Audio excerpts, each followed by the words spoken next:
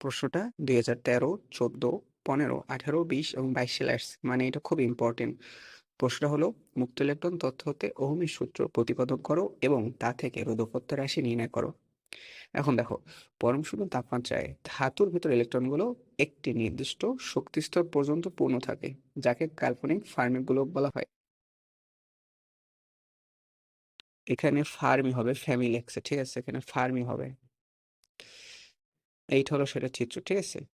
এখন দেখো, যখন আমরা ধাতু দুই প্রান্তে আমরা তড়িৎ ক্ষেত্র প্রয়োগ করব, তখন কি হবে, ইলেকট্রনগুলোর উপর একটি বল প্রযুক্ত হবে, সেই বলটি হবে এইটা, F equal to DP by DT, যেটার মান হলো এইটা, ঠিক আছে। এখন দেখো, পির আবার আর একটা মান আছে, ভরবেগের আর একটা মান আছে, সেটা হলো এই স্কাট কে। সেটা যদি আমরা এই জায়গায় বসাই, তাহলে আমরা এই নিচের সমীকরণটা পাবো। তাহলে দিন শেষে আমাদের এই সমীকরণটা আসে।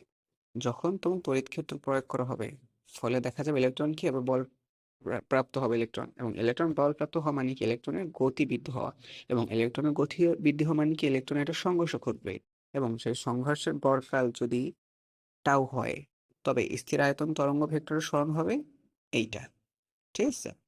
এখানে সমীকরণ হলো del K equal to F tau by S cut, এবং এফ এর মান আমরা উপরে বের করছি যেমন এইটা, ঠিক আছে। এই মানটা আমরা এই জায়গায় বসাই দিলে আমরা এই মানটা পাবো, ঠিক আছে। দেখো, এই প্রশ্ন ইজি। এখানে আগে করবো কি, আমরা বল বের করব, বল থেকে সরণ, সরণ থেকে বেগ, বেগ থেকে আমরা তরঙ্গ ঘনত্ব বের করব, আর এই তরঙ্গ ঘনত্বই আমরা ওহমের সূত্রটা পেয়ে যাব, ঠিক আছে। এখন আমরা পরের অংশে যাই।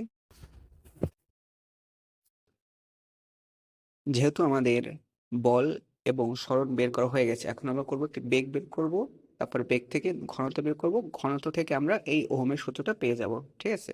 সরণের কারণে ইলেকট্রনের বেগের কি হবে, পরিবর্তন ঘটবে, ঠিক আছে। এখন সেই পরিবর্তনটার মান হলো এইটা, ওকে। এটার হলো সেই পরিবর্তনটার মান। যদি প্রতি একক আয়তনে -e আধান বিশিষ্ট n সংখ্যক ইলেকট্রন থাকে, এখানে ইলেকট্রন হবে সংলগ্ন লেখছে, এখানে ইলেকট্রন, ঠিক আছে, n সংখ্যক ইলেকট্রন থাকে, তবে তড়িৎ প্রবাহ ঘনত্ব হবে এইটা, এই সূত্রটা, ঠিক আছে। এই আমাদের কাজ হয়ে গেল। এখন এই সূত্রে আমরা মানগুলো বসাই দিই, ওহমের সূত্রটা পেয়ে যাব।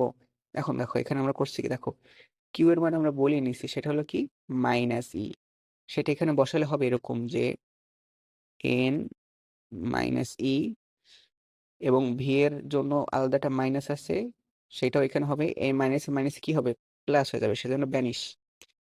এইখানের কিউ এর ই, এই জায়গার ই গুণ হয়ে হবে ইউ স্কোয়ার, এবং সাথে শুধু থেকে যায় ই টাউ, সেটা এই জায়গায় বসে যাবে, এই ই টাউ। তারপর আমাদের নিচ থেকে যায় এম, ঠিক আছে। আর এই মানগুলো বসে যে আমরা এই,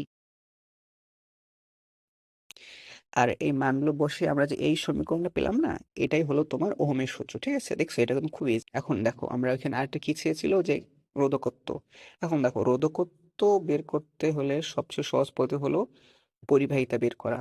আমরা জানি যে পরিবাহিতার সাথে ঘনত্বের বা কি বলে ওহমের সূত্রের সম্পর্ক হলো এইটা, ঠিক আছে। এখন আমরা করব কি, যে এই অংশটা ডানে রেখে দেবো, বাকিটা এই ইটাকে যে এর নিচে ভাগ আকারে দিয়ে দেবো, তাহলে আমরা এই জিনিসটা পাবো, ঠিক আছে। এখন আর আমরা জানি যে রোধক কত হলো এই পরিবাহিতার ব্যস্তানুপাতিক মানের সমান।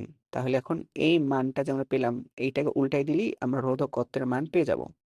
এখন দেখো, এখানে কিন্তু তোমার দুইটা প্রশ্ন আছে, ঠিক আছে। একটা প্রশ্ন হলো যে তোমার ওহমের সূত্র প্রতিপাদন করো এবং রোধক কত নির্ণয় করো। এখন আবার আরেকটা প্রশ্ন আছে, যেটা তোমার 22 সালে আসছে। মানে প্রথম প্রশ্নটা যেটা বলছে ওহমের সূত্র প্রতিপাদন করো এবং রোধকত্ব নির্ণয় করো, সেটা তোমার আসছে 20 সালে। 22 সালে যেটা আসে সেটা হলো কি, এইটা, যে দেখো যে তড়িৎ পরিবাহিতা চিহ্ন এইটা হলে বাকি এই চিহ্নগুলার প্রচারিত অর্থ বহন করে, ঠিক আছে। যেটাই আসুক, ফলাফল তোমার সেম, এই পর্যন্ত লিখে দেবা শেষ পর্যন্ত, তাইলে হয়ে যাবে, ঠিক আছে।